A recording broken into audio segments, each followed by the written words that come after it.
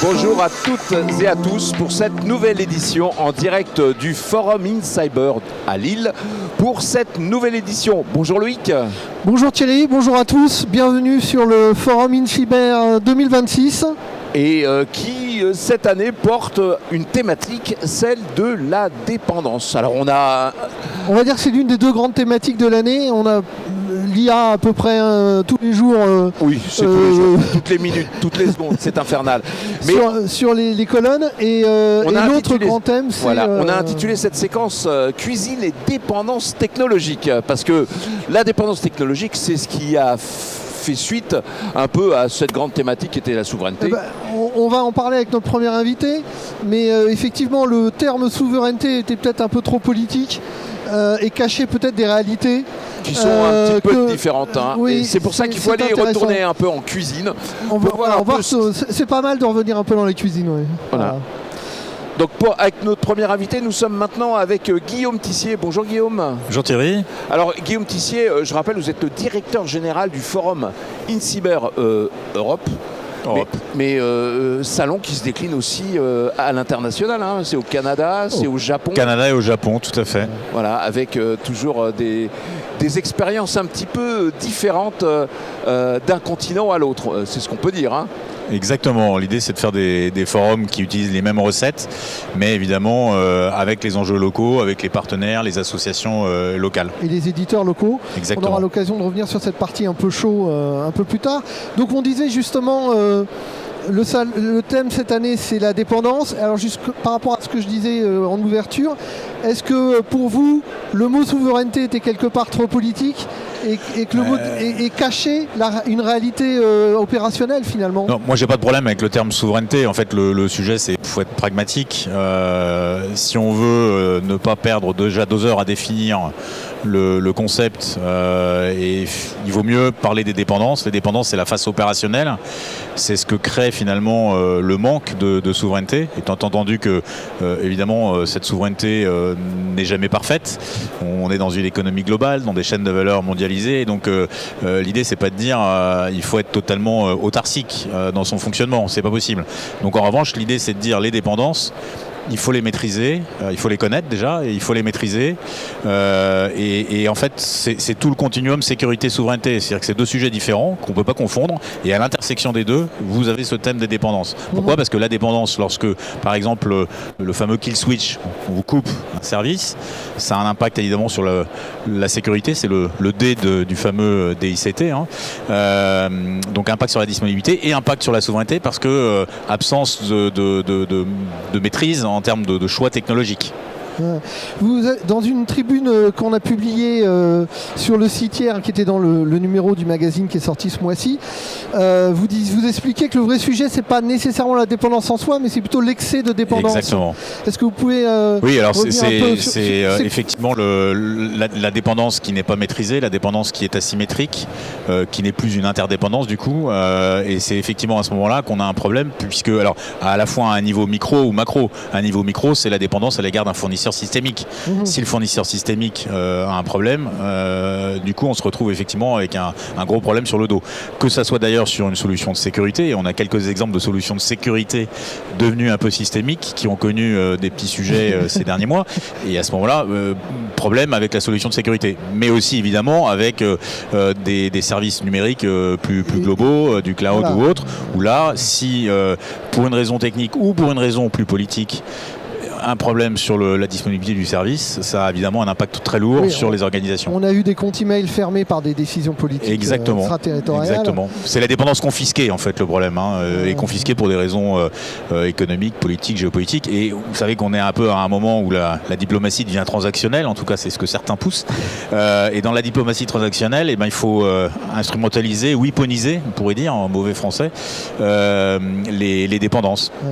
L'idée c'est d'appuyer justement sur cette idée que cet excès de dépendance que vous précisez, ça devient un risque stratégique qui pourrait même être mesurable aujourd'hui.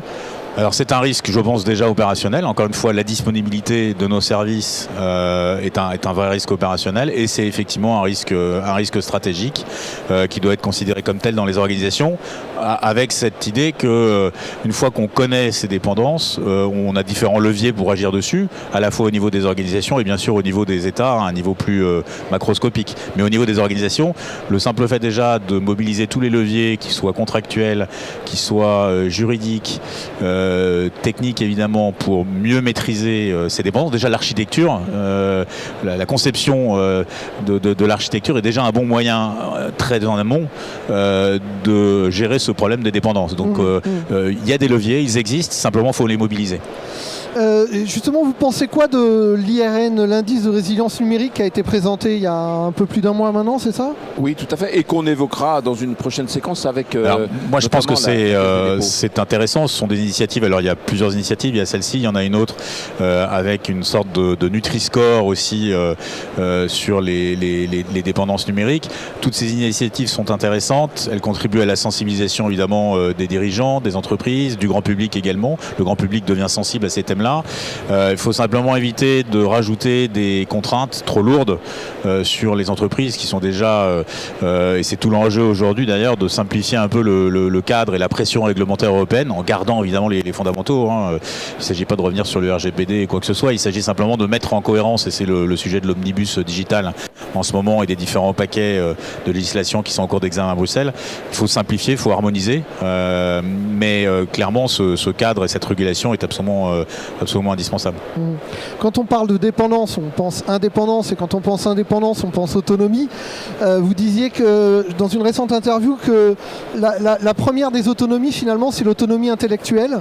Comment on la pousse et comment on la défend, cette autonomie intellectuelle? Alors le terme autonomie intellectuelle peut prêter à confusion. En fait, l'idée, c'est qu'on est sur des marchés IT et cybersécurité qui sont des marchés globaux, avec des acteurs globaux. Il faut donc penser ces marchés, connaître ces marchés, connaître les acteurs, analyser les tendances à travers aussi le prisme de nos propres intérêts, de nos propres valeurs. Et on est effectivement très dépendant en matière d'analyse de ces marchés, d'acteurs plutôt du monde anglo-saxon, on va le dire. Or, nous avons en Europe un certain nombre de sociétés qui produisent aussi des études, des analyses très intéressantes sur les marchés. Et quand je disais ça, c'est effectivement pour rappeler que on a tous des réflexes un peu moutonniers, les marchés fonctionnent comme ça. Bah oui. Plutôt que de regarder bêtement des graphiques positionnant les entreprises leaders d'un marché, il faut les regarder évidemment, mais il faut aussi regarder les équivalents européens qui deviennent très intéressants et qui sont peut-être plus adaptés, plus conformes aussi à nos propres intérêts. Ouais, cette autonomie intellectuelle, c'est aussi peut-être d'arriver à se débarrasser de la puissance marketing américaine qui impacte beaucoup finalement l'écosystème d'une manière générale et même certaines décisions de DSI. Alors je sais pas, je pense pas qu'il faille s'en débarrasser au sens où il faut sans doute faire pareil, au moins en partie. Pas s'en débarrasser. Je pense que la puissance marketing a beaucoup de vertus parce qu'elle permet de lancer les solutions et d'avoir assez rapidement des solutions qui se frottent au marché. Donc il y a des bons côtés. Le modèle est tout à fait intéressant. En revanche, ce qui est sûr, c'est qu'il faut de plus en plus sensibiliser les entreprises sur le thème de l'achat souverain, de l'achat utile. Alors, quand je dis achat souverain, l'idée c'est pas d'acheter un produit uniquement parce qu'il est souverain. Entendons-nous bien, il faut d'abord que le produit soit et efficace fonctionnellement, compétitif au plan économique, et ensuite, s'il peut être souverain, c'est beaucoup mieux. Et je pense que notamment, il y a tout un débat sur l'achat privé d'un côté et l'achat public de l'autre. Il est clair que l'achat privé, par définition, est un achat souvent gouverné par des critères purement fonctionnels et financiers, ce qui est tout à fait normal. L'achat public aussi, mais l'achat public peut aussi s'inscrire dans des objectifs de plus long terme qui consistent notamment à investir sur des filières qu'on souhaite développer, et c'est tout le débat qu'on a eu, et il y a eu un rapport parlementaire très intéressant sur la commande publique. Cette commande publique, elle doit être orientée bien sûr, il faut que les solutions soient au niveau économiquement, fonctionnellement, mais on peut considérer que la commande publique a un vrai rôle aussi d'entraînement d'un écosystème, de développement d'un écosystème. Et c'est aussi un peu l'objectif d'un forum comme le nôtre que de mettre en avant cet écosystème en considérant que même s'il n'a pas la puissance marketing que peuvent avoir des très gros éditeurs, eh bien, il faut le mettre en avant parce qu'il y a aujourd'hui des solutions trop fragmentées, ça c'est très clair, mais qui sont techniquement en tout cas tout à fait équivalentes, voire parfois meilleures. Et la DINUM a rappelé la semaine dernière que l'achat justement d'État, des solutions, était principalement fléché en direction des solutions européennes. Donc c'est un mouvement qui a commencé, mais c'est sur une seule petite partie des dépenses IT de l'État, et comme on peut l'observer régulièrement. Est-ce que durant le forum InCyber, vous espérez qu'il y ait des avancées sur ces sujets, justement, à la fois pour pousser finalement un écosystème à peut-être un peu plus s'organiser et d'avoir un poids marketing un peu supplémentaire, mais aussi pour justement pousser l'achat public en faveur de... Alors moi je pense qu'un forum c'est un outil parmi d'autres, mais un forum c'est effectivement, en tout cas un forum comme le nôtre, ça a un rôle notamment en matière d'intégration des marchés. Moi mon premier sujet dans le forum, celui-là en tout cas, c'est de l'européaniser pour que les marchés qui sont quand même vraiment en tuyau d'orgue aujourd'hui, avec chaque pays européen qui achète globalement son pays ou surtout américain, puissent acheter aussi dans le pays voisin et dans les deux sens. Et donc c'est pour ça qu'on accueille 7 pavillons pays, avec cette année des nouveaux pavillons comme l'Italie, comme la Pologne, et c'est toujours des tickets aller-retour, c'est-à-dire qu'on les accueille ici et on va aussi chez eux avec une partie de l'écosystème français. Je pense notamment, on a un partenariat avec la One Conference à La Haye, aux Pays-Bas. Chaque année, donc, on a un pavillon hollandais ici et on monte un pavillon français, on vient avec des entreprises françaises dans les Pays-Bas. Et cette intégration européenne de nos marchés sur le numérique et sur la cybersécurité est absolument essentielle. On se plaint qu'on a un écosystème européen foisonnant, très dynamique, mais beaucoup trop fragmenté. Si on veut petit à petit le consolider, ça passe bien sûr par de l'investissement, mais ça passe surtout par une meilleure intégration des marchés. Pas que fragmenté, c'est aussi les parts de marché respectives de l'ensemble des solutions européennes en matière de cyber qui sont relativement faibles aujourd'hui. Elles sont trop faibles, je pense qu'elles progressent. On a quand même sur certaines niches des capacités vraiment d'excellence.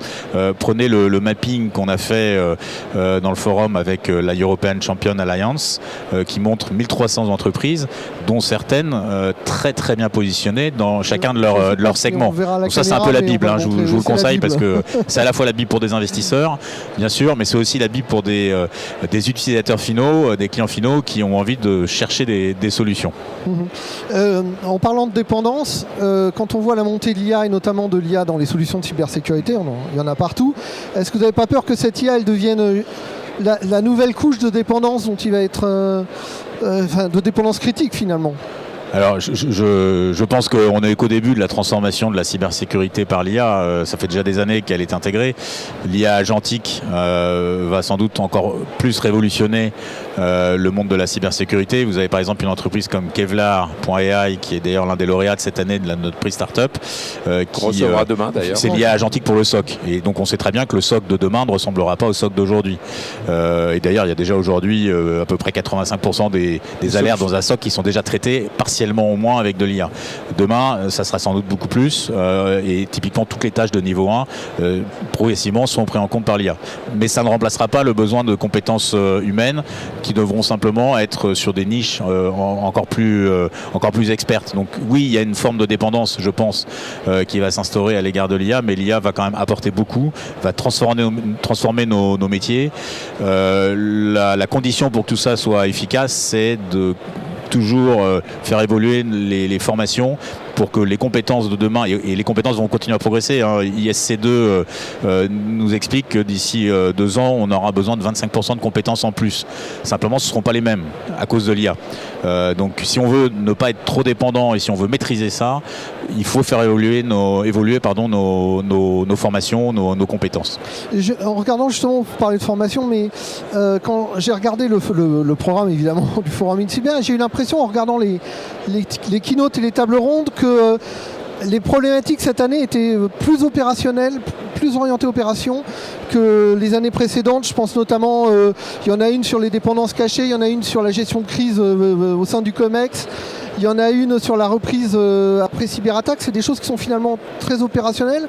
Est-ce que ça veut dire que le côté très sensibilisation qu'on a eu ces dernières années est enfin derrière nous et qu'on peut passer à une culture de l'entraînement et de la mise en pratique? Je crois qu'il y a une forme de maturité aujourd'hui et le marché de la cybersécurité d'ailleurs évolue. On l'a industrialisé, la cybersécurité, on l'a automatisé, on en est au début mais on l'a quand même automatisé, on l'a industrialisé comme je disais et donc la conséquence de ça c'est qu'elle s'est un peu commoditisée avec pas mal de bons côtés finalement. Le bon côté c'est qu'elle est maintenant plus native, plus intégrée dans les projets. Peut-être le revers de la médaille c'est que effectivement ça fait évoluer nos besoins de compétences et ça faut saisir cette balle au bond parce que demain on aura peut-être besoin de moins d'analystes dans les SOC, simplement les personnes devront faire autre chose. Donc je pense que voilà, on est à l'aube d'une nouvelle révolution quelque part ou d'une évolution en tout cas et c'est aussi pour ça que nous les sujets qu'on traite ici ont vraiment une finalité très opérationnelle. Il y a aussi tout un volet sensibilisation qu'on continue à avoir vis-à-vis des COMEX par exemple, mais je dirais que le gros du travail de sensibilisation quand même est un peu derrière nous et ça correspond donc à une évolution du forum qui est de toujours apporter de la valeur finalement à ces participants, qu'ils soient CISO ou autres fonctions dans l'entreprise. Nous, on reste toujours quand même sur cette idée de décloisonner parce que voilà, la sécurité est l'affaire de tous dans l'entreprise, dans l'organisation.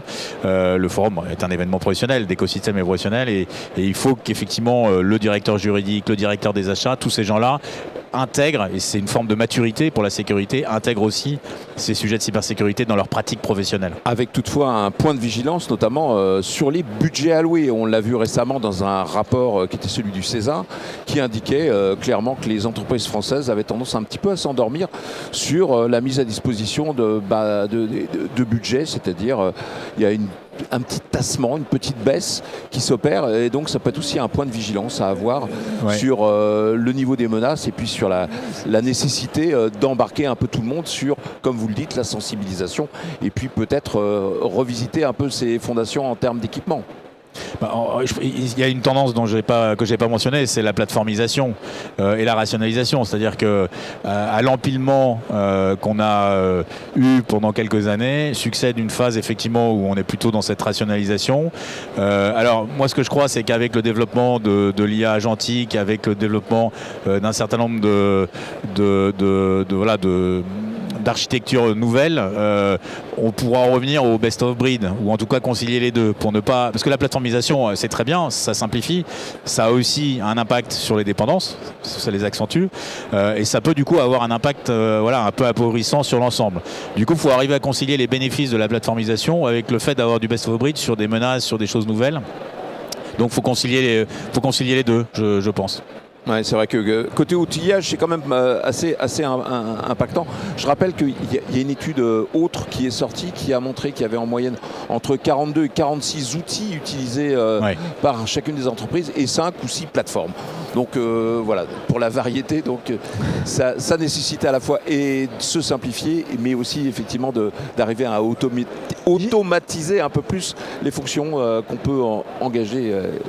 D'ailleurs, à ce sujet, j'ai vu dans une de vos études que 41% des visiteurs venaient d'abord donc ça fait moins de la moitié, mais c'est quand même un chiffre intéressant.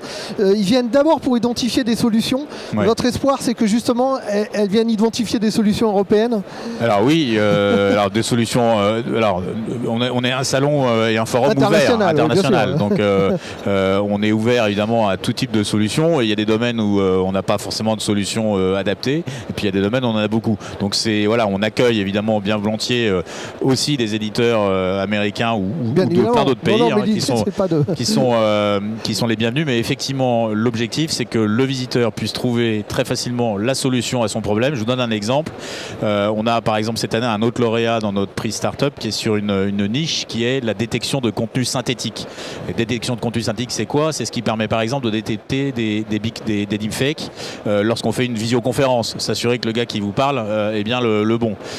Ça c'est vraiment une niche, une super niche. On n'avait pas de solution aujourd'hui, jusqu'à présent, dans ce domaine-là. Or, ces bien solutions Guillaume émergent. Tissier, oui. Et ben voilà, on peut se poser la question. Et donc, permettre à des visiteurs, à des clients finaux de trouver ces solutions. Alors, on a aussi créé une plateforme qui s'appelle InCyber Cubix, qui permet maintenant, toute l'année, à nos visiteurs, c'est très ouvert, de de consulter cette plateforme IA évidemment, où vous allez retrouver tout le catalogue des solutions de nos partenaires, enrichi de tous les contenus du forum. C'est-à-dire que les démos, etc., qui sont des contenus qui en général ne durent pas après un forum, sont aujourd'hui intégrés et enrichissent ces offres. Et ça, typiquement, demain, vous allez sur la plateforme, vous tapez je cherche une solution qui est capable de détecter du deepfake dans des visioconférences, vous appuyez et vous aurez les quelques solutions, il y en a très peu,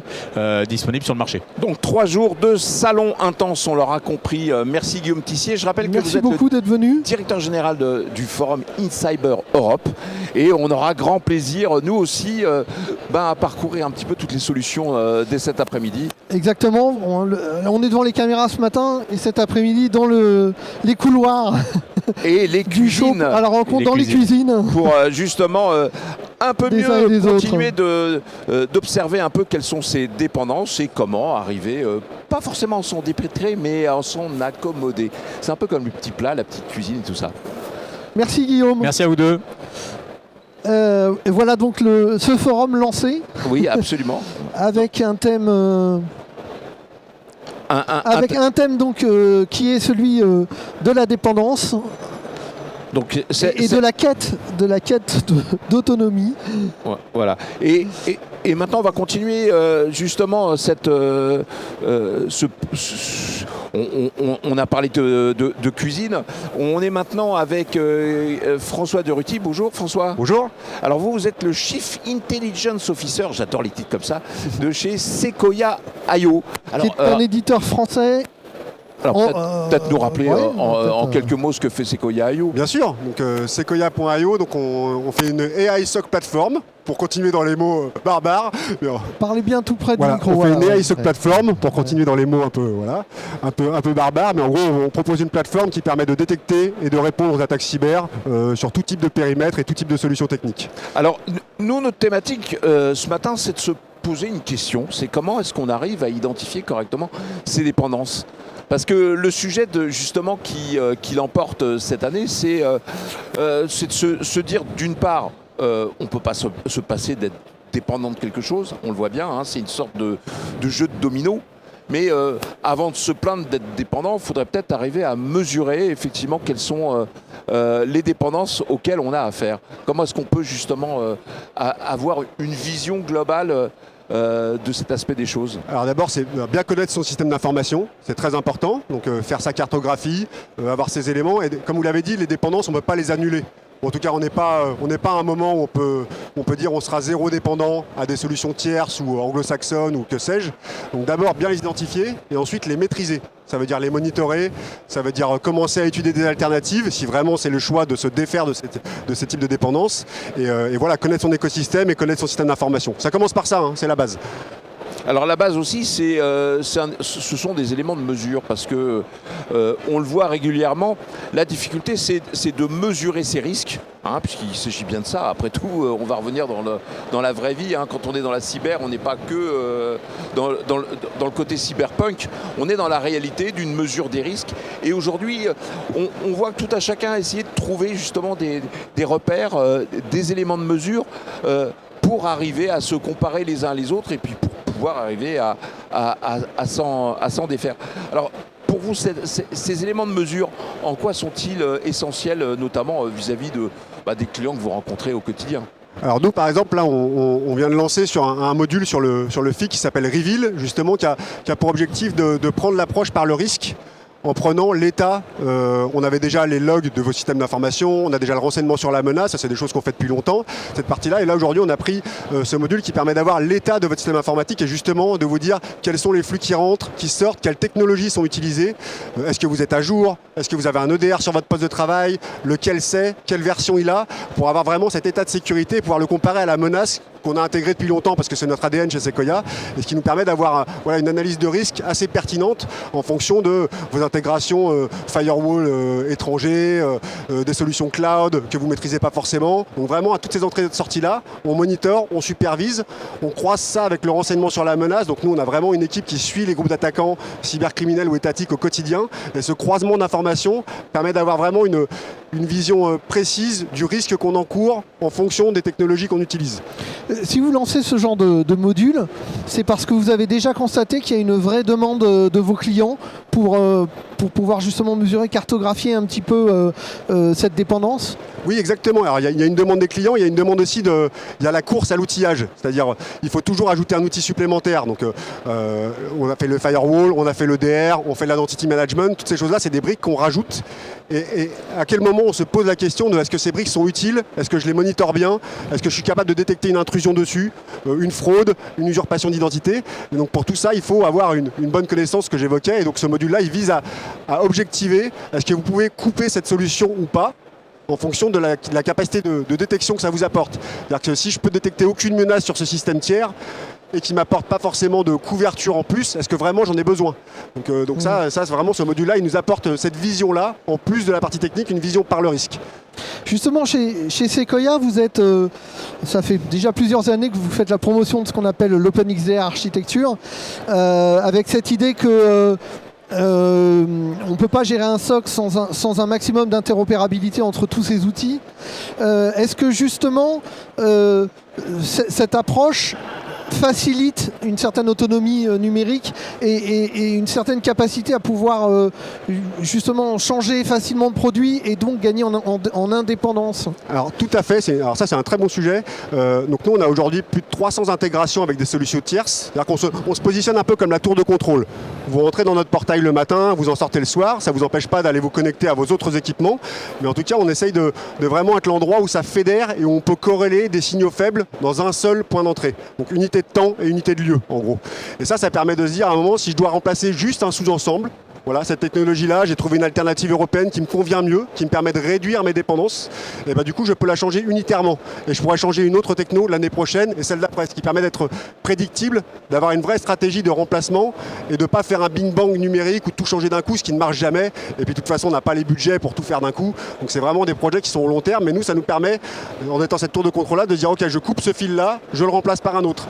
Et demain, je ferai une autre solution. Et là, aujourd'hui, dans un salon comme le FIC, des solutions, il y en a. Des alternatives, il y en a. Et donc, on n'est pas un consolidateur. Enfin, en tout cas, on n'a pas vocation, on ne va pas racheter toutes les entreprises qui sont ici. On a vocation à faire qu'elles se parlent entre elles. Donc nous, on travaille beaucoup sur les standards parce que c'est extrêmement important de se dire, de ne pas être bloqué dans ces systèmes ou dans ces solutions étrangères, mais de se dire, j'ai la capacité de changer en plug and play, si je résume, parce que je respecte des standards d'interopérabilité. Ouais. Mais justement, par rapport à ça, l'un des grands arguments aujourd'hui, c'est de dire on a trop d'outils, il faut essayer de consolider tout ça pour simplifier. Mais est-ce que finalement, la simplification, c'est pas l'ennemi de l'indépendance? Oui, il y a une forme de paradoxe là-dedans, parce que la cyber, c'est pas simple. Donc, de toute façon, simplifier la cybersécurité, c'est quand même difficile.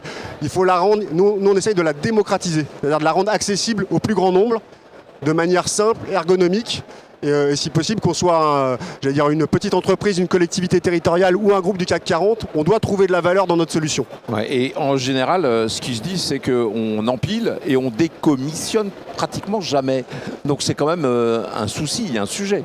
Il y a toujours ce sujet-là. Alors, encore une fois, je prêche pour ma paroisse, mais je ne devrais pas le dire devant la télé ou filmer, mais je dis souvent que nous, on doit pouvoir nous enlever aussi facilement qu'on nous installe. Parce que finalement, le client décide, il est satisfait, il nous garde. S'il doit changer, on ne doit pas être un problème pour lui. C'est à nous de montrer qu'on est bon pour pouvoir revenir le coup d'après. Et aujourd'hui, ça se passe plutôt bien. Alors, sur ce besoin d'identifier ces dépendances, il y a aussi ce besoin de communiquer. Parce qu'on le voit de plus en plus, on l'a rappelé précédemment, les budgets sont un peu ratiboisés. Et comment on fait pour mieux faire circuler l'information un peu plus en haut, comme on dit au niveau du COMEX, pour que justement ces unités de mesure, ces risques opérationnels apparaissent comme une évidence? Alors il faut être capable effectivement de parler à plusieurs personnes et du coup de présenter parfois la même information de manière différente. Là pour le coup, la partie renseignement sur les menaces, ça marche bien pour votre question, c'est-à-dire qu'on va être très technique dans les adresses IP, les URL, les haches de fichiers quand on est analyste SOC pour traiter des alertes, répondre aux incidents, et puis on va être beaucoup plus stratégique pour un COMEX ou un CISO en proposant des panoramas de la menace automatiques dans la plateforme pour votre secteur, votre géographie, la menace qui vous concerne vous, pour être capable de justement d'expliquer à un COMEX, j'ai besoin de budget, ou j'ai un souci, ou on va installer une filiale dans tel pays, voilà les attaques cyber qui tapent le plus dans ce pays-là, voilà les secteurs qui sont les plus ciblés, et voilà comment on s'en protège. Et ça, c'est finalement une façon de présenter différemment la menace. Donc nous, on la couvre du stratégique jusqu'au technique pour être sûr d'adresser tous ces cas-là. Parce que si on n'est pas soutenu par le haut, les analystes SOC, ils vont continuer à traiter du faux positif au kilomètre et ils n'auront jamais les moyens de faire leur métier correctement. Donc il faut être soutenu, donc c'est toute une chaîne qui doit être consciente de ce risque. Toute une chaîne. Merci François de Ruti. Je rappelle que vous êtes le Chief Intelligence Officer de Sequoia.io. Hein, faut pas oublier le point. Et c'est vrai que c'est essentiel d'identifier ces dépendances et surtout de bien savoir communiquer auprès du COMEX. Et justement, on va continuer d'évoquer ce sujet. Merci à vous beaucoup. Avec notre prochain invité. On continue, on enchaîne. Voilà, avec maintenant Arnaud Martin qui nous rejoint, qui est le directeur des risques opérationnels de la Caisse des dépôts. Bonjour Arnaud. Bonjour à tous les deux. Moi j'ai une première question. Quel est le niveau d'indépendance numérique de la Caisse des dépôts ? Bon, il est bon, bien évidemment. Il repose sur quel grand pilier ? Alors il repose en fait sur différents grands piliers. Là, déjà la première des choses, c'est que on a peut-être été plus conservateur en termes de move to the cloud comparé à d'autres établissements financiers. Et donc on a en fait la plupart de nos applications qui sont hostées sur les data centers qu'on partage avec la Banque de France. Donc déjà c'est un bon niveau de maîtrise globalement de nos infrastructures. Ensuite, on a aussi un fervent utilisateur de l'open source. Donc, qui dit open source dit bien évidemment absence de dépendance par rapport à n'importe quel fournisseur de n'importe quelle zone dans cette vision-là. Après, de manière structurelle, je pense comme l'ensemble des grandes banques, des grandes entreprises françaises, on a un certain nombre de carences et ces carences, on les voit notamment au niveau des infrastructures techniques, donc les socles techniques, puisque plus on est dans les couches basses et moins on a la plupart du temps d'alternatives européennes sur cette partie-là. Alors, Arnaud Martin, si on vous a convié ce matin, c'est parce que d'une part, vous faites partie du CESA, si je ne dis pas de bêtises, et puis surtout, c'est que vous avez été une sorte de bêta-testeur de l'indicateur de résilience numérique. Alors, je pense qu'il faut revenir un petit peu sur cette IRN, dont on a parlé il y a quelques semaines, pour expliquer un petit peu c'est quoi cet objectif d'indicateur de résilience numérique. Alors l'objectif il est clair, c'est parti d'une idée qu'on a lancée comme ça, donc ça avait été annoncé par notre directeur général Olivier Sichel avec la ministre du numérique de l'époque, Clara Chapaz, lors des rencontres économiques d'Aix. Et l'idée c'était de se dire mais finalement on parle beaucoup de souveraineté numérique, mais de quoi parle-t-on réellement dans cette logique-là ? Quel est notre niveau de résilience et notre niveau de dépendance qu'on peut avoir par rapport à un certain nombre de critères ? Au fur et à mesure, on s'est dit que c'était important de ne pas être non plus ni ayatollah, ciseaux entre guillemets, à dire qu'il faut absolument uniquement des choses souveraines, ni d'être dans la partie sovereignty washing en se disant la plupart des grands américains sont plus souverains que des acteurs européens. Donc on s'est dit, essayons d'avoir une approche un petit peu rationnelle, une approche un petit peu cartésienne de cette problématique-là, et regardons comment est-ce qu'on va pouvoir mesurer un certain nombre de critères dans cette logique-là. Et c'est vraiment la genèse de cette IRN qui a été annoncée par la nouvelle ministre, donc Anne Le Henaf, en janvier, qui incarne le fait de décortiquer un certain nombre, un sous-ensemble des systèmes d'information, aussi bien au niveau des applications, donc les applications les plus critiques, on ne va pas prendre toutes les applications bien évidemment du système d'information, et de regarder aussi ce qui se passe sur le socle technique dont on parlait tout à l'heure, parce que bien évidemment une application, elle ne tourne pas par la volonté du Saint-Esprit, il y a forcément des operating systems derrière, des bases de données, du middleware, du hardware, de la connectivité, etc. Et c'est l'ensemble de ces stacks qu'il faut qu'on regarde. Alors c'est aussi une cartographie qui permet d'avoir une vision à 360 sur 8 niveaux de risque, c'est ça ? Alors c'est un éclairage sur 8 axes, comme tu le disais. Alors des axes qu'on connaît, des axes de continuité d'activité, des axes de cybersécurité, des axes réglementaires, donc ça c'est assez classique. Et on a introduit des nouvelles visions ou des visions qui sont émergentes, alors émergentes depuis quelques temps, la dépendance vis-à-vis des fournisseurs, donc tout ce qui est autour de la partie supply chain. Et on a aussi des nouvelles dépendances qui sont des dépendances plus géopolitiques. Alors on l'a mis sous ce terme stratégique ou géopolitique. C'est potentiellement la possibilité que si on est dans un SAS sur un acteur américain ou sur un acteur russe ou chinois d'ailleurs sur cette partie-là, que sur décision unilatérale politique ou du géant de la tech, le service puisse purement et simplement être coupé. Et cet axe-là, il est nouveau. On va dire qu'il est arrivé avec force avec le nouveau président américain depuis maintenant un peu plus d'1 an. Ouais. J'allais dire presque à titre personnel, qu'est-ce qui vous séduit le plus dans l'indicateur de résilience numérique? C'est sa capacité à mesurer, c'est le langage commun qui permet d'instaurer avec les directions? Alors là, je vais avoir un peu une vision duale. C'est que bien évidemment, moi je suis de formation ingénieur, donc ce qui me plaît, c'est d'être capable de rationaliser un certain nombre de choses qui étaient jusqu'à maintenant plutôt des concepts. Après, en tant que manager désormais et en tant que membre du comité de direction, ce qui est le plus structurant, c'est d'adopter un langage qui va parler au niveau du comité exécutif et au niveau des conseils d'administration. Parce que si on leur parle que de cyber avec des termes techniques, ça ne fonctionne pas. Si on leur parle que de continuité d'activité avec des termes techniques, de failover, de partage de charges, etc., ça ne fonctionne pas. Cette vision boussole, cette vision 360 autour des 8 axes qu'on va consolider, leur permet d'avoir une vision globale et potentiellement de prendre conscience du niveau de dépendance et du niveau de résilience intrinsèque qu'il peut y avoir sur les systèmes critiques. Et qui dit système critique dit le business de l'ensemble des entreprises. Et du coup, de se dire, est-ce qu'on accepte ce niveau de dépendance, ce niveau de résilience, ou alors est-ce qu'on doit engager des mesures globales en co-construction avec le RSSI, avec le DSI, etc., pour améliorer cette situation. Et bien évidemment, ça prendra du temps. Ça ne se fait pas en un claquement de doigts, ça ne se fait pas en quelques jours. On est plutôt sur l'échelle de temps de semestres ou d'années pour reconverger vers un niveau de dépendance acceptable. Alors Arnaud Martin, au sein du Césin, vous êtes venu aussi présenter un livre blanc à l'occasion de ce forum. Pouvez un peu nous expliquer c'est quoi la thématique qui est portée? Alors, la thématique est la même. Enfin, vous l'aurez vu autour du FIC. On va beaucoup parler de souveraineté numérique, etc. Et en effet, on essaye de faire la promotion de toutes les bonnes initiatives qui permettent de fédérer cette vision-là. Donc, on a réuni autour du Césin. Je crois, alors de mémoire, il y a une douzaine de personnes qui ont co-signé un certain nombre de citations sur ce livre blanc pour justement dire comment est-ce qu'ils l'intègrent et comment est-ce qu'ils l'incorporent au sein de chacune de leur administration ou de leur grande entreprise.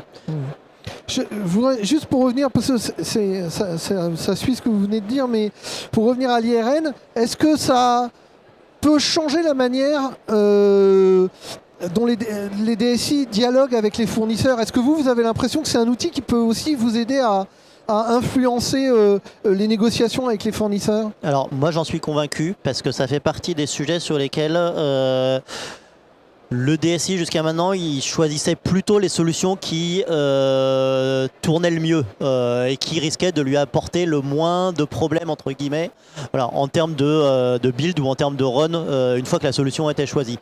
Là on a vraiment potentiellement un mandat qui peut être donné par le comité exécutif ou par le conseil d'administration pour dire il faut essayer, il faut utiliser des solutions qui sont peut-être un petit peu moins grandes, qui ont peut-être un peu moins de fonctionnalités, mais avec lesquelles on va les faire mûrir, on va les faire grandir pour que ça devienne des solutions à l'échelle au niveau européen.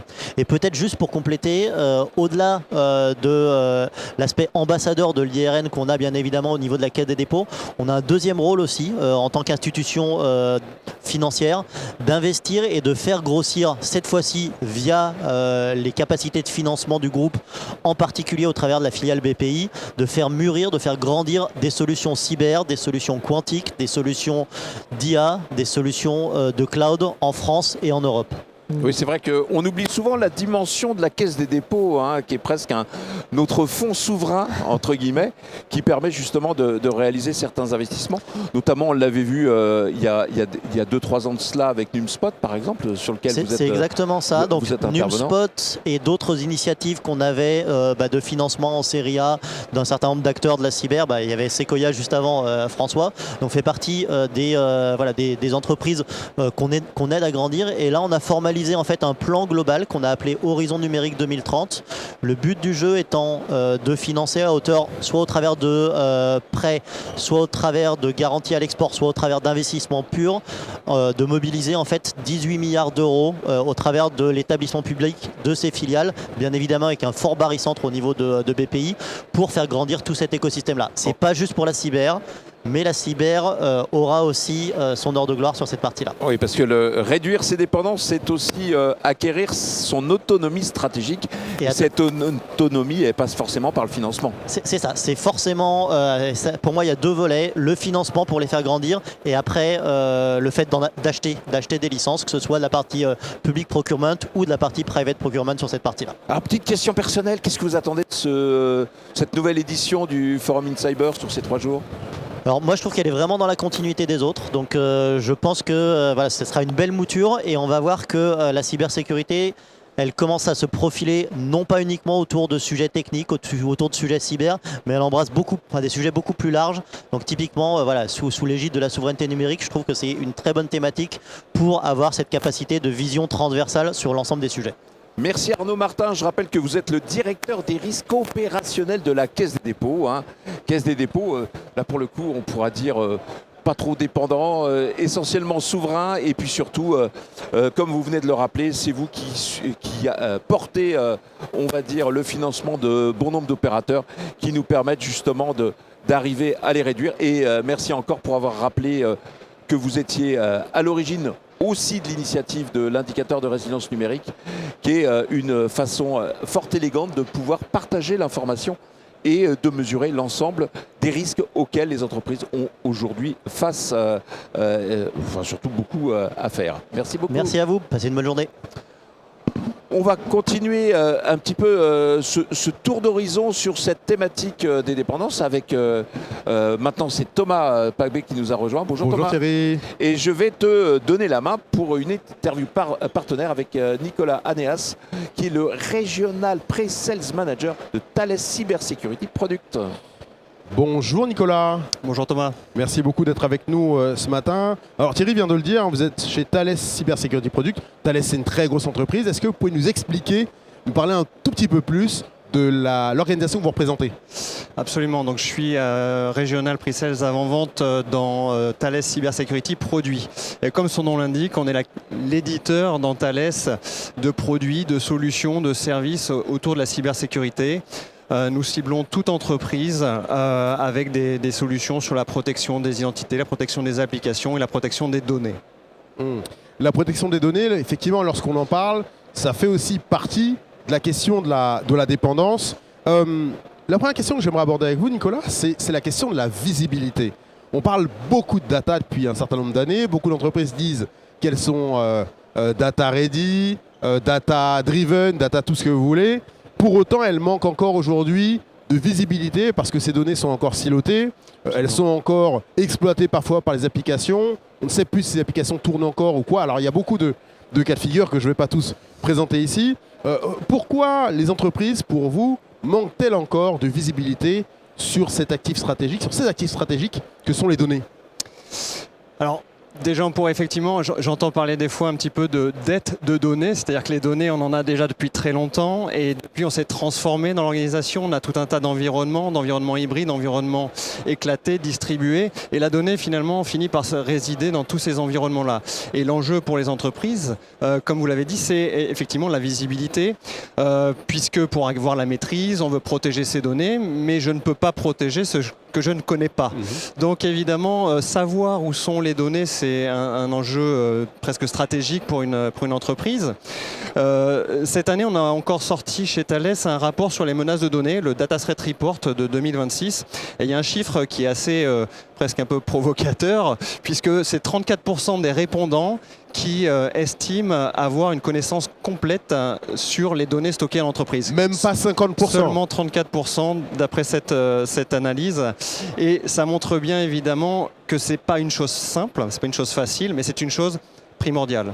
Primordiale de pouvoir cartographier où sont les données, pour aussi derrière pouvoir les classifier. Parce qu'une donnée, c'est bien beau de savoir où elle est, mais on veut savoir ce qu'elle représente. Quel risque, quel niveau de sensibilité j'ai derrière cette donnée-là. Et évidemment, avant tout, c'est de savoir où est-ce qu'elles sont. Qu'est-ce qui rend cette cartographie que vous venez de mentionner, Nicolas, si difficile? Est-ce que c'est le fait qu'elle soit répartie dans des clouds différents? par exemple. Qu'est-ce qui la rend si difficile? Alors, difficile parce que, encore une fois, on a une certaine peut-être dette de données, énormément d'environnement. Donc, je ne sais pas si une cartographie à 100% est quelque chose de réalisable dans un grand groupe, une grande entreprise. Mais on pourrait déjà s'imaginer peut-être prioriser des environnements, prioriser des applications plus critiques et commencer déjà un petit peu à scanner, identifier les données sur ces environnements-là pour commencer déjà à mettre en place cette cartographie et derrière prendre, on va dire, les prochaines étapes autour de la protection. Une fois cartographié, j'ai besoin de classifier, j'ai besoin de surveiller et j'ai besoin de protéger la donnée. On parle aussi beaucoup de risques autour de la donnée. Alors on a beaucoup parlé avec l'IA, mais si on fait un petit pas en arrière, c'est vrai que lorsqu'on parle de risques autour de la donnée, on a tendance toujours à s'appuyer sur le diptyque, données critiques, non critiques. Est-ce que c'est la fenêtre de lecture la plus efficace, l'unique fenêtre de lecture, qui doit permettre à l'entreprise de comprendre quels risques pèsent sur les données? Je ne sais pas si c'est la seule lecture, mais c'est une lecture intéressante puisqu'elle va nous permettre de prioriser.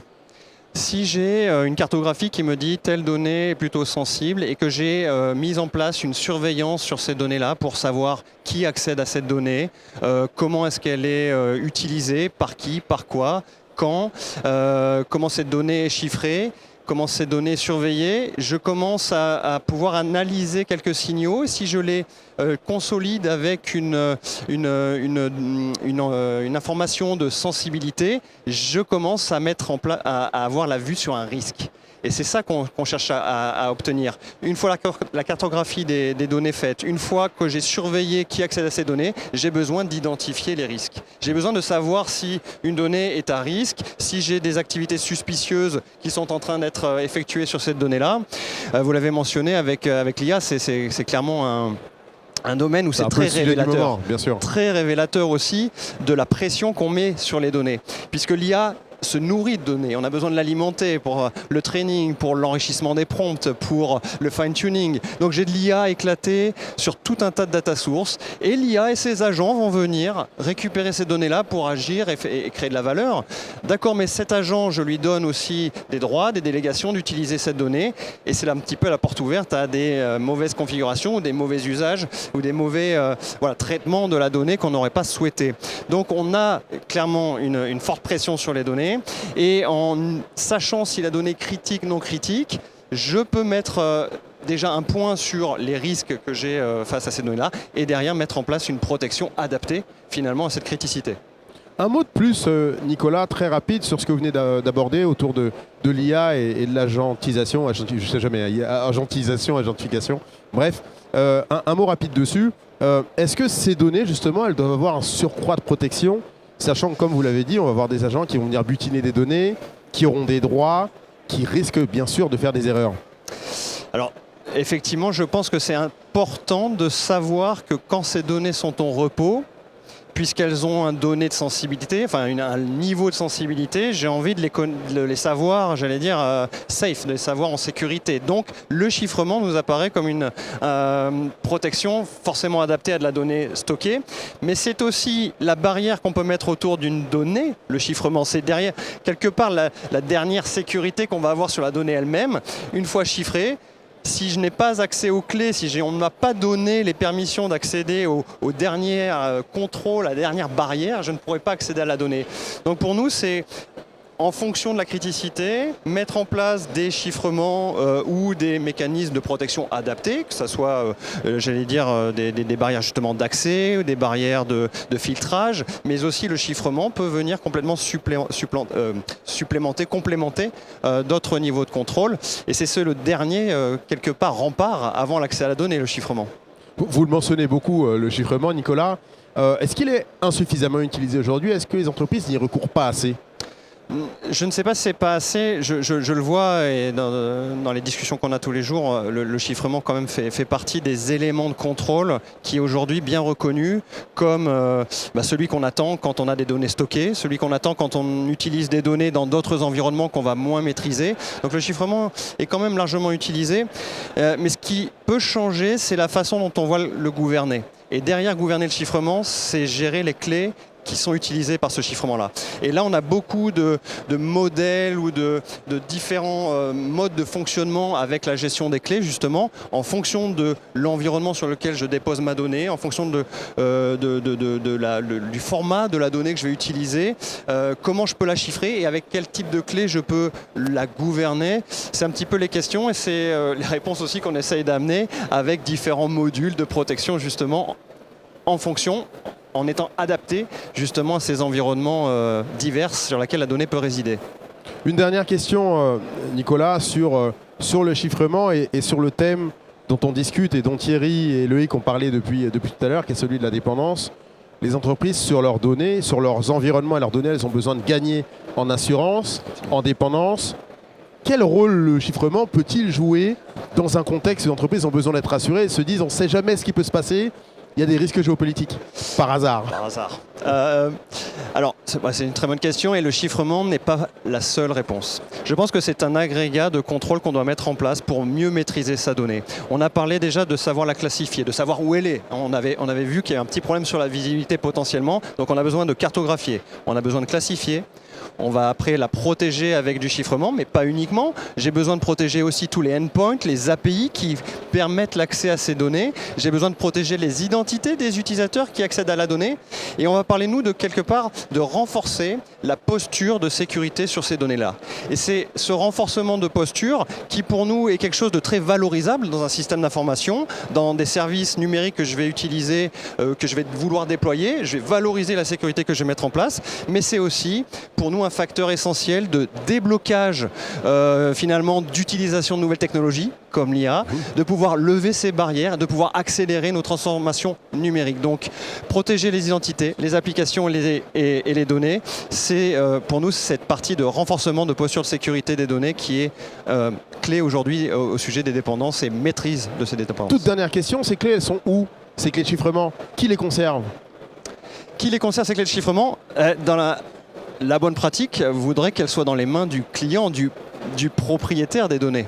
D'accord ? Et c'est évidemment un des sujets qu'on discute très régulièrement, comment externaliser les clés, comment les centraliser dans des plateformes de gestion de clés centralisées, avec derrière toute la panoplie de sécurité, dont les fameux HSM qui viendront sécuriser les clés racines de ces plateformes de gestion des clés. Bon, ce sera, et ça fera l'objet certainement d'une prochaine discussion. Merci beaucoup Nicolas d'avoir été avec nous ce matin. Thierry, je te laisse la parole pour la suite. Et à Loïc qui revient sur le plateau. Merci Nicolas. Je rappelle que vous êtes le Regional Pre-Sales Manager de Thales Cyber Security Product. Et je rappelle que sur le site d'IT for Business, on peut retrouver une étude fort intéressante, notamment sur justement ce besoin de revenir à un point essentiel en matière de sécurité, la donnée. Merci beaucoup. Merci. On va continuer justement ce tour d'horizon sur ce sujet de cuisine et dépendance. Et quand on parle de cuisine, j'ai toujours plaisir à recevoir David Chassan. Bonjour David. Je rappelle que vous êtes le directeur de la stratégie d'Outscale. Outscale qui est une filiale de Dassault Systèmes. Il faut toujours le rappeler. Alors David, on a beaucoup parlé ce matin de dépendance, de mesures de ces dépendances, de nouveaux indicateurs comme celui de l'IRN, l'indicateur de résilience numérique.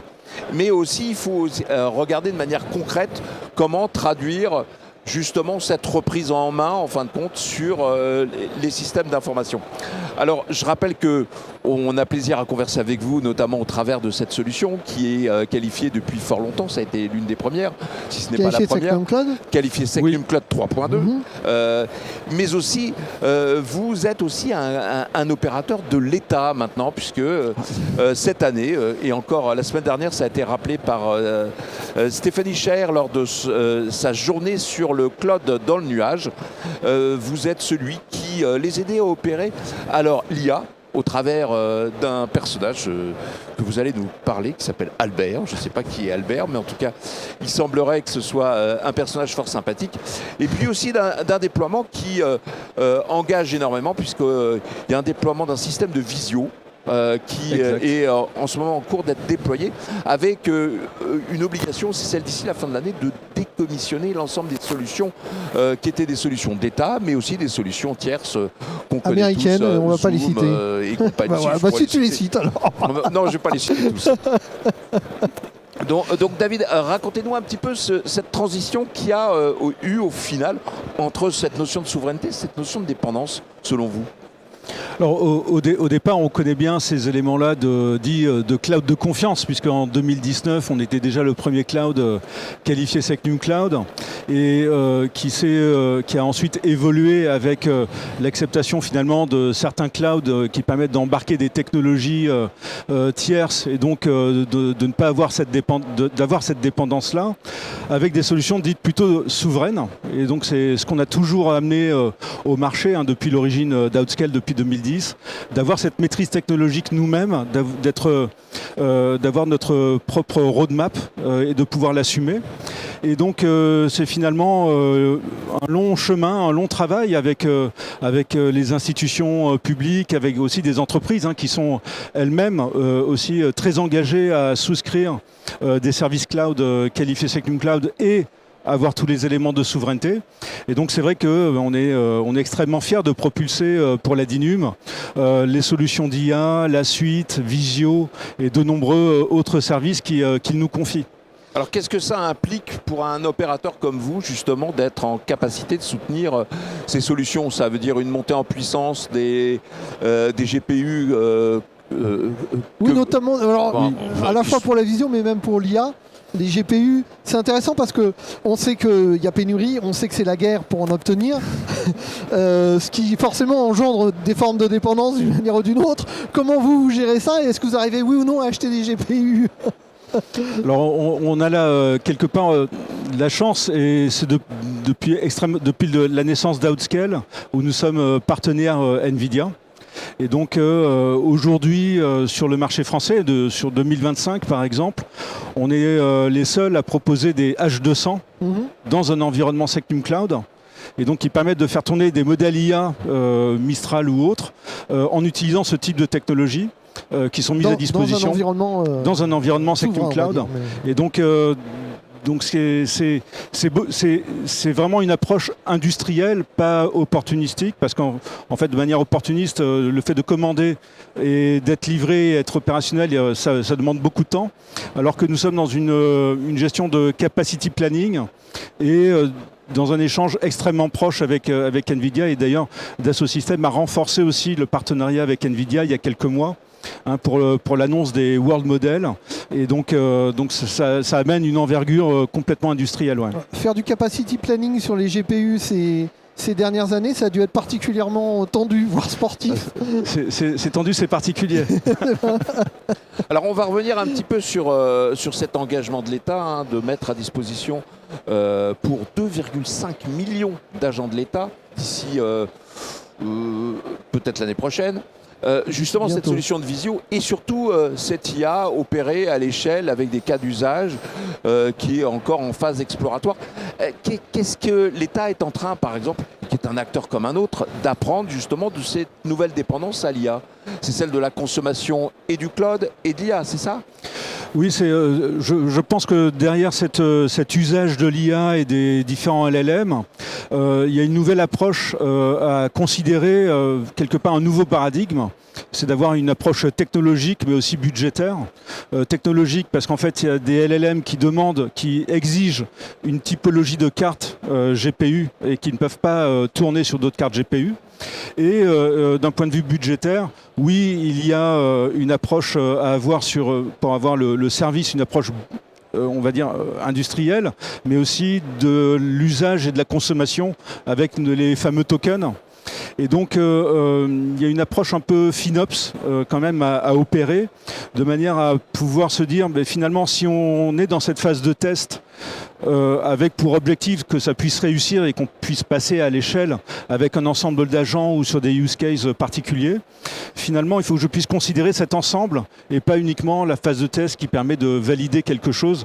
Et donc derrière, on avait eu le témoignage à nos côtés de notre client du ministère de la Transition écologique qui eux ont fait un choix un peu différent que d'autres institutions qui ont pris l'offre LLM as a Service que nous proposons dans le cadre du partenariat qu'on a avec Mistral, qui permet d'avoir un bundle modèle Mistral de classe entreprise pour avoir le support, les GPU qui y sont associés, la bonne infrastructure cloud qui est associée et les tokens qui sont consommés.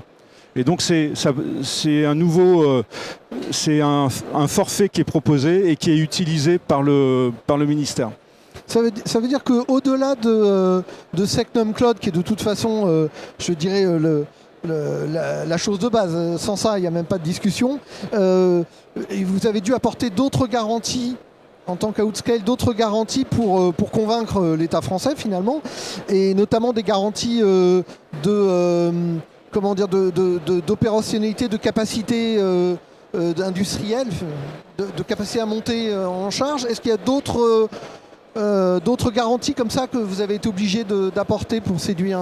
Je pense qu'au-delà de Secnum Cloud qui apporte déjà une qualification ou on va dire dans un environnement de certification, c'est de pouvoir être à livre ouvert avec les clients, à livre ouvert avec des roadmaps. Des roadmaps du coup à prioriser ou non en fonction des choix du client, et ensuite d'avoir cette capacité technologique à opérer cette roadmap. C'est-à-dire que nous, notre propre technologie, c'est TinaOS. On ne subit pas une technologie étrangère, en fait, qui ne nous appartient pas. Donc TinaOS, au premier jour de la constitution d'Outscale, on a commencé à développer le code. Donc c'est notre asset technologique. Et donc on maîtrise notre avenir. On maîtrise notre avenir aussi avec des capacités d'investissement qu'on maîtrise complètement. Et donc ça nous donne la chance de se dire avec nos clients significatifs, d'orienter toujours nos capacités d'investissement à la fois dans le hardware mais aussi dans le software pour qu'on puisse proposer des services qui sont attendus en réalité. Oui, services comme Kubernetes par exemple. Des services comme Kubernetes. En les rendant complètement standards. Et ça, c'est comme vous venez de le rappeler, vous êtes assez singulier par TinaOS, mais pour autant complètement ouvert pour justement être dans une proposition de valeur qui soit à la fois multi-cloud et dirigée vers du cloud privé au besoin. Exact, hein, c'était quelque part pour rappeler le thème de l'émission cuisine et dépendance technologique. Finalement, dans cette notion de dépendance, si je fais le choix d'un cloud, quelle est ma réelle dépendance avec lui? De quelle manière je suis en capacité d'avoir cette capacité de choisir à tout moment et de pouvoir en sortir. Donc on a des conditions réglementaires qui permettent d'imposer finalement une interopérabilité ou une portabilité et autres. Mais de quelle manière je fais le choix de services qui me permettent cela?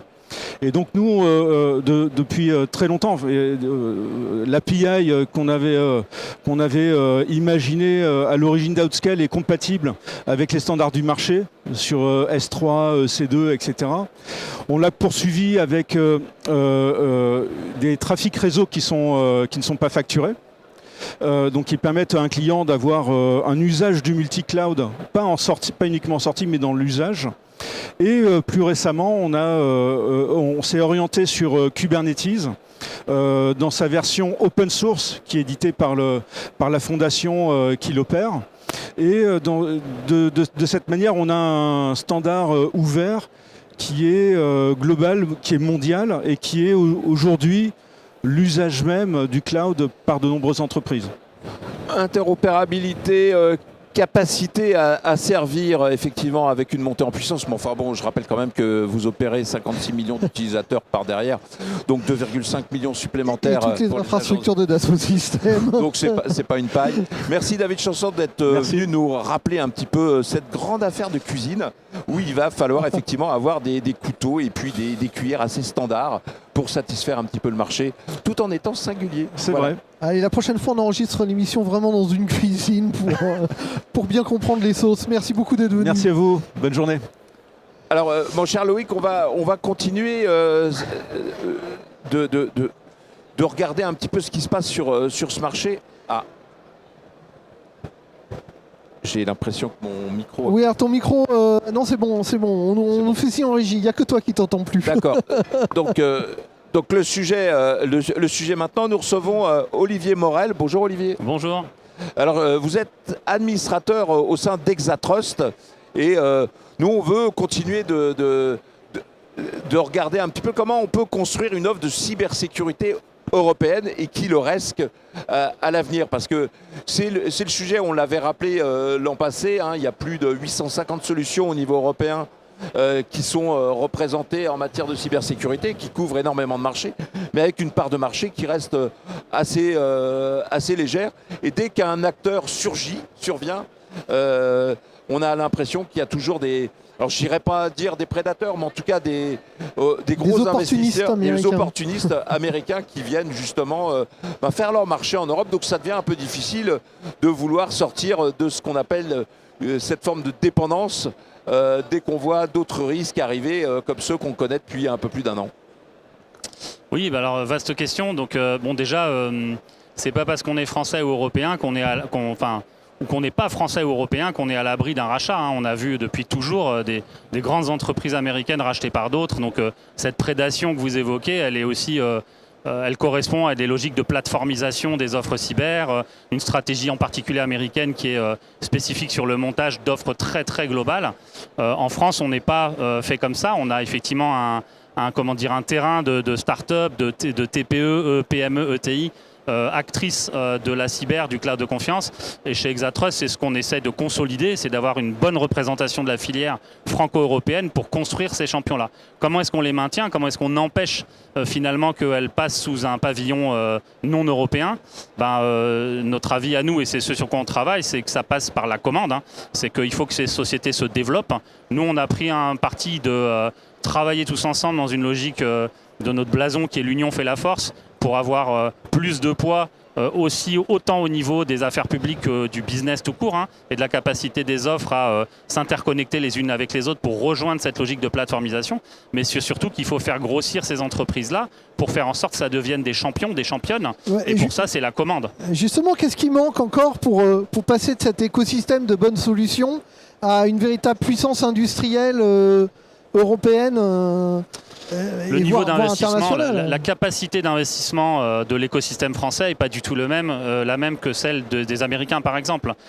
Donc, quand une start-up aujourd'hui en France va lever des fonds, ou une start-up, pas forcément une start-up, mais une organisation française va lever des fonds sur du CID, du Précis, de la série A, série B, les montants qu'on investit ne sont pas du tout les mêmes. Si on veut des fonds exclusivement français ou européens, ne sont pas du tout les mêmes que la capacité d'investissement des Américains. Donc là-dessus, il y a quand même un enjeu important. Et donc, tant qu'on n'aura pas cette capacité à faire des investissements lourds à ce niveau-là, on aura du mal de toute façon à peut-être céder à certaines sirènes.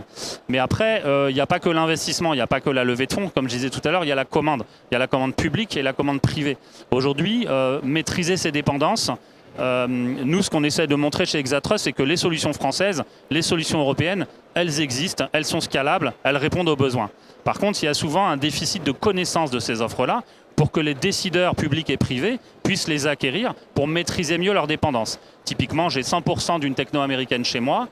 Peut-être que sur 10, 15, 20, 30%, je vais devoir migrer parce que je vais devoir avoir besoin de reprendre le contrôle.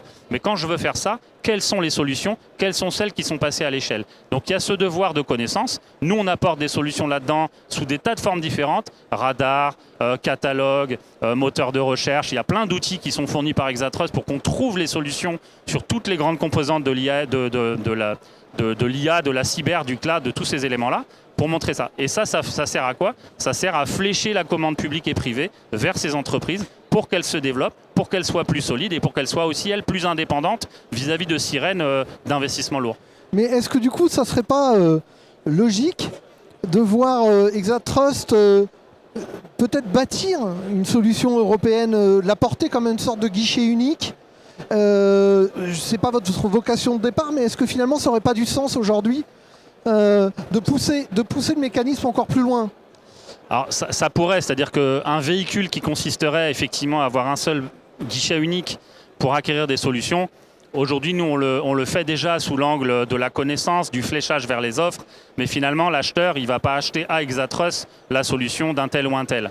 Est-ce que c'est pas ça qui manque pour créer un grand du numérique, un grand de la cyber en Europe et en France? Je ne crois pas que ce soit ça qui manque parce qu'au final, à la base il y a un besoin client. Et les besoins peuvent être très différents. On a beau être dans la cyber ou dans le cloud, il y a des angles quand même qui sont adressés par des grands, même des grands fournisseurs, mais qui vont être adressés avec beaucoup de solutions, mais ça couvre quand même pas tout le marché. Donc la plateforme unique, l'anneau unique pour les gouverner tous du Seigneur des Anneaux, j'y crois pas trop. Et je crois pas que ce soit l'orientation vers laquelle on va. Mais par contre, il y a aussi un autre élément, c'est que le marché il évolue. Et la logique de plateformisation qui est séduisante pour un RSSI grand compte, parce que finalement il a une interface unique pour gérer ses logs, pour voir les incidents, pour traiter ses vulnérabilités, etc. Il y a un risque, c'est qu'au final on a mis tous nos œufs dans le même panier. Et ça c'est contradictoire avec la logique d'indépendance. C'est-à-dire qu'à l'époque on faisait la démarche best of breed, et l'offre française elle est super là-dedans, parce qu'on n'a que des champions qui sont très bons dans leur domaine, mais ils sont pleins. La démarche plateformisation, c'est j'ai mis tous mes œufs dans le même panier chez un acteur qui a toute l'offre. Et finalement, ça, c'est contradictoire avec la maîtrise de nos dépendances. Parce que, quelle que soit l'offre en question, si cette offre-là, elle tombe, regardons la panne CrowdStrike, AWS ou pas que, n'importe quel acteur, eh ben, je suis pénalisé. Où est mon service de secours? Donc, toutes ces dépendances-là, il n'y a pas que l'enjeu de souveraineté. Il y a l'enjeu de continuité d'activité et d'indépendance par rapport à sa propre stratégie. Nous, évidemment, chez Exatrust, on pousse vers les solutions franco-européennes pour des tas de raisons, d'indépendance juridique, politique, de maîtrise de nos dépendances cyber, et puis également d'économie circulaire, avec le fait que nos adhérents, ils créent des emplois en France, ils payent des impôts en France, et au même titre qu'on va acheter ces tomates au marché chez le petit producteur du coin, on peut aussi avoir une proximité avec les fournisseurs pour ça. Donc en fait, tous ces éléments, ils convergent vers notre travail, c'est de faire identifier tous ces acteurs, de montrer que l'offre française, elle n'est pas moins bien que telle autre offre de telle autre nationalité, et européenne de la même façon, et faire en sorte qu'on puisse flécher les investissements pour que ces sociétés se développent mieux, deviennent des championnes, soient solides, soient peut-être un petit peu plus étanches à des politiques de rachat, peut-être, comme vous disiez tout à l'heure, intéressées, et qu'on arrive par la commande publique et par cette commande privée à développer mieux ces sociétés, à défaut d'avoir des capacités d'investissement comme les Américains auront. Alors, cette question de commande publique, alors elle commence à être résolue avec l'État, puisque je rappelle que vendredi dernier, au sein même de Bercy, il y a eu, alors j'ai appelé ça une opération de calinothérapie, c'est-à-dire de réconciliation entre les éditeurs français et puis la DINUM. Et on voit aujourd'hui effectivement une préférence européenne, notamment pour les achats publics. Est-ce que vous pensez que c'est juste un problème de méconnaissance ou c'est aussi un besoin de réassurance sur la solidité des acteurs français, européens, qui peuvent justement accompagner l'ensemble des entreprises, qu'elles soient publiques ou privées, sur cet aspect sécurité? C'est peut-être un peu les deux, parce que aujourd'hui, nous, on voit toujours des gens qui vont nous dire « Ouais, mais j'avais testé cette solution, c'était moins bien il y a 3 ans. » Évidemment, il y a 3 ans, c'était peut-être une start-up, peut-être qu'elle démarrait, et il aurait fallu peut-être faire des proof of concept grandeur nature, des investissements pour les aider à se développer plus vite. Et finalement, par facilité, on va prendre l'acteur le plus connu parce qu'avec une requête Google, aujourd'hui maintenant dans les LLM, ou alors avec un Magic Quadrant du Gartner, on va avoir comme par hasard dans un Magic Quadrant 10 solutions américaines et une solution non américaine. Donc il y a quand même une culture historique dans la recherche de solutions qui est soit orientée par la facilité, soit par la connaissance globale où finalement, aujourd'hui on dit pas je vais faire une visio, on va dire je vais faire un Zoom ou je vais faire un Teams. Mais il y a des alternatives aux technologies de visio aujourd'hui, il y en a plein. Chez Exatrust, on a 10 adhérents qui font de la visio sécurisée, souveraine, qui marche très bien. Parce que le besoin, c'est quoi? C'est de faire de la visio. C'est pas d'avoir une stack logicielle qui fait papa, maman, le café, etc. Si mon besoin, c'est la visio, est-ce que j'ai vraiment besoin d'acquérir des licences Office 365 dans leur globalité, etc. Non. De combien de pourcents j'utilise vraiment ce que j'achète là-dedans? Donc il y a toujours cette question du besoin et peut-être de se prendre un tout petit peu son courage à deux mains, de regarder quelles sont les solutions qui adressent le besoin, et on va trouver des solutions françaises, européennes qui vont adresser ce besoin et qui me permettront moi d'être sur cet angle-là, pas dépendant d'une technologie. Et l'exemple de la visio, peut-être que pour le commun des mortels de mon entreprise, elle fera très bien le boulot parce qu'elle est dans ma suite globale, mais peut-être que pour mes gestions de crise, pour mes visios très confidentielles liées à des rachats d'entreprises, liées à des activités sensibles, à de l'IP, est-ce que j'ai vraiment besoin de le faire sur Zoom ou Teams? Je ne crois pas. Je peux le faire sur d'autres technologies françaises comme Wimi, Private Discus, j'en passe et des meilleurs, qui vont faire très bien le job et pour lequel j'aurai une meilleure maîtrise de mes dépendances. Donc chez Exatrust, c'est ce qu'on dit, c'est que déjà sur les dépendances, On ne va pas tout switcher du sol au plafond du jour au lendemain, c'est impossible. Des fois, on est trop embourbé en quelque sorte dans un historique, un legacy très fort. Mais néanmoins, quand on regarde la criticité des sujets, c'est là qu'il faut aller maîtriser nos dépendances, puisqu'on sait très bien qu'il y a un petit effet bouton rouge qui peut potentiellement couper les liens. Oui, mais est-ce que ça ne nécessite pas non plus des rapprochements? Parce que à force d'avoir un marché extrêmement morcelé, ça devient difficile aujourd'hui d'arriver, on va dire, à contractualiser. Si vous devez contractualiser chez 10 opérateurs au lieu d'un, c'est une difficulté supplémentaire. Et puis, d'autre part, si on veut faire pousser, c'est le cas de le dire, un secteur d'activité comme celui de la cyber, est-ce que justement il ne faut pas arriver à regrouper tout un ensemble d'acteurs pour arriver justement à muscler, mais au-delà même du contrat, c'est-à-dire dans cette capacité, on l'a rappelé aussi par rapport à des opérations qui sont menées sur des investissements, à faire de sorte à faire émerger de véritables champions européens et de le rester. Si, évidemment que là, dans certains domaines, on va avoir beaucoup trop d'acteurs. On va aussi créer un effet, je dirais, perturbant pour le décideur, qui finalement va se retrouver, et c'est déjà nous ce qu'on propose, où il va avoir plusieurs solutions pour adresser un même besoin. Donc cette logique de plateformisation qu'on évoquait au départ, qu'elle se traduise par des rachats d'entreprises ou des fusions d'entreprises pour créer des champions plus importants, elle peut se traduire sous cet angle-là. Elle peut se traduire par ce que vous disiez tout à l'heure sur le rôle d'organisations comme la nôtre pour créer finalement ces plateformes, ces guichets uniques de solutions. Donc il faut savoir qu'on crée ce genre d'opportunités avec certains segments de marché, certains interlocuteurs. C'est-à-dire qu'on va avoir des organisations qui, elles, vont dire « moi, j'aime bien vos offres, par contre, moi, je veux que ça soit simple » et qu'on ait un modèle finalement cluster à cluster, ou en tout cas organisation, grand groupe, à point d'entrée unique, qui dessert tout un catalogue de solutions. Donc ça peut se traduire par des acquisitions, des fusions d'entreprises pour faire des champions plus importants et plus solides, mais ça peut se traduire aussi par ces logiques de plateformisation. Après, c'est encore une fois lié beaucoup aux capacités d'investissement qu'on met et à la réelle volonté de créer ces champions-là. Et ces champions-là, de toute façon, il n'y a pas 50 000 canaux, il y a les clients, donc il y a les subventions d'un côté, et il y a beaucoup de startups aujourd'hui qui sont assez largement aidé par l'État, qui joue son rôle sur les investissements, sur les programmes d'innovation, sur ce genre de choses, y compris sur des choses assez dimensionnées, sur des exercices réels, grandeur nature et compagnie. Il y a aussi maintenant cette commande publique où oui, il y a une tendance forte et on espère que ce n'est pas qu'une tendance et que c'est vraiment, je dirais, une stratégie de fond. On l'a vu aussi avec la circulaire du 5 février dernier du Premier ministre sur les achats numériques, notamment de confiance, et la capacité finalement de l'État aujourd'hui à s'affranchir de mécanismes type centrale d'achat ou bulletin marché public sur des montants qui vont jusqu'à 300 000 € sur les sujets défense, donc sans mise en concurrence et sans passer par ça. C'est des initiatives qui sont hyper intéressantes et qui vont dans le sens de la reprise de contrôle et de la maîtrise de dépendance. Mais à côté, il y a aussi les investissements, donc clients, c'est-à-dire commandes, et capacité d'investissement de fonds européens qui vont investir aussi dans les startups. C'est quand même pas un vain mot et c'est quand même une obligation.